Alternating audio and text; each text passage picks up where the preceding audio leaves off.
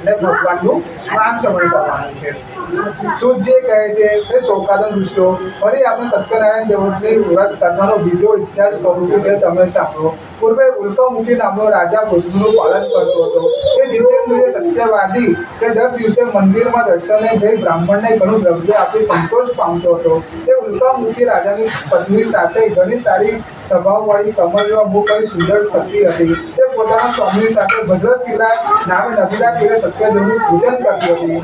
એવામાં તે નદીના કાંઠે સાધુ નવરો વાણિયો ઘણા ધનવાન થઈને વેપાર અર્થે મોતી જવરાત વગેરે લઈને નીકળ્યો. તેને નદીના કાંઠે પોતાના વાહનો લઈ ત્યાં રાજા-રાણી વ્રત કરતા હતા તેની પાસે જઈને વિનંતીપૂર્વક ઘણા નમ્રતાથી પ્રશ્ન કરવા લાગ્યો.